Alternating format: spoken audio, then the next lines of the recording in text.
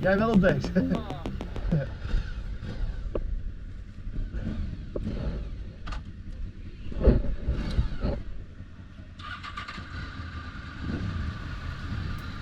Ooh, there we go. Hello ladies and gentlemen, boys and girls.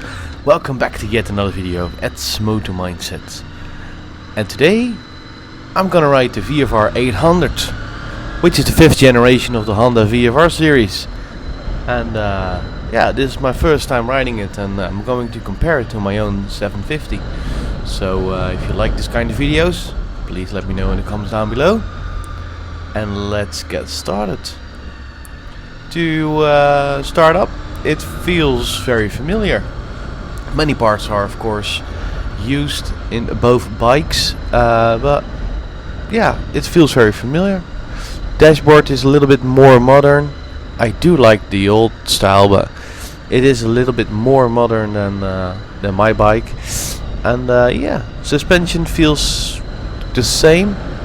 Every part, yeah, feels the same.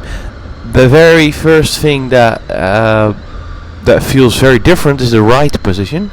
Somehow my bike, so the VFR 750, 4th generation, feels a lot more sporty.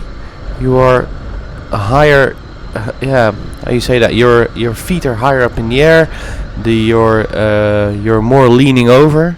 Oh, we had a little bit of miscommunication over here.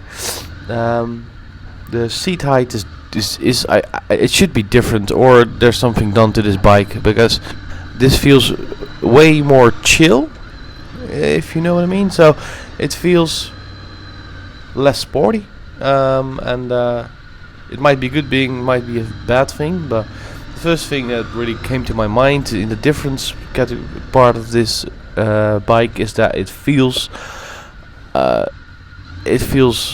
Wait, what's? Okay, there we go. It feels less sporty.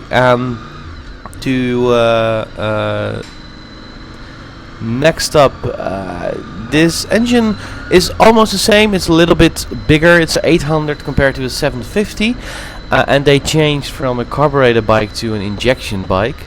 But the 5th generation, which this is still cam driven. It's still gear-driven camshaft, and the next one, so the 6th generation and further on, are all belt-driven camshafts, which I believe are way worse. There you go. Yeah, power-wise, torque-wise, it feels almost exactly the same as my own bike. Only it isn't. This bike is a little bit bigger, as I mentioned. So. It has still gear-driven camshafts, which in my opinion are way better than belt-driven camshafts, and the sound is just amazing. Sound-wise, the bike sounds the same, basically, only this bike has a less hooligan sort type of exhaust system on it. I have like a hooligan laser exhaust, and that makes more noise and gives some backfire sometimes, but the pure engine sound is basically the same, even that it's a little bigger. And then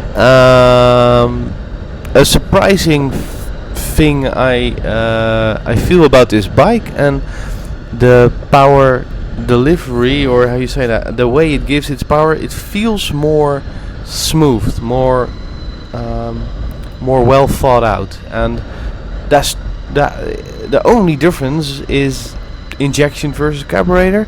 But I don't think that's the only thing that can give you this whole new feeling of smoothness in the engine. And don't get me wrong, I love the raw power of my VFR 4th generation, but this just feels more refined, if you know what I mean. So if you give it a little throttle, it goes. The power is the same, the torque is the same, the sound is the same if you have the same exhaust system, but it gives it a little bit more friendly.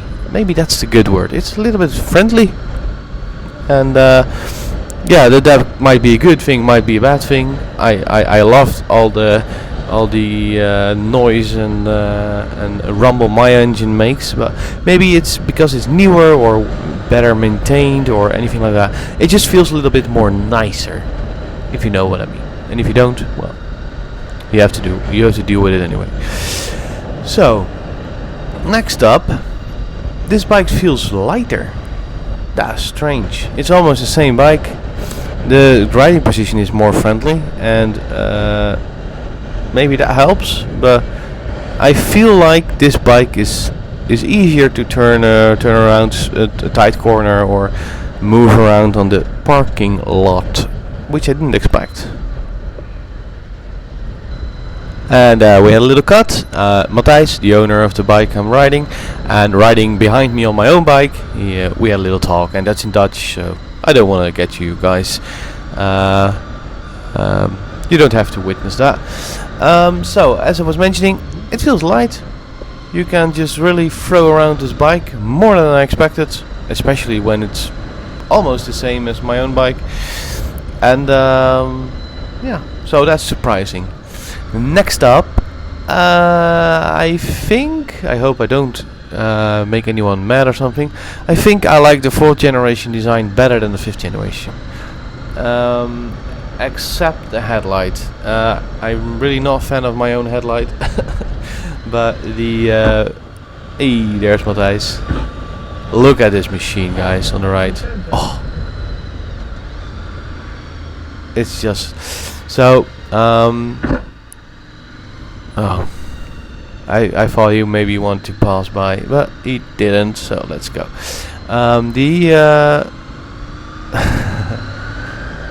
Let's go. Oh yeah, I like the 4th generation more than the 5th generation, but that's just a matter of taste, of course. Oh, watch this bike, guys. It looks so amazing. And it sounds amazing.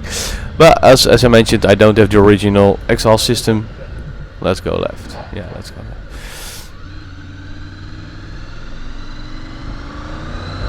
Okay. Yeah. You gotta do where credit's due. This bike just so smooth. It's way smoother than my own bike. Power same, torque same. It's just way smoother.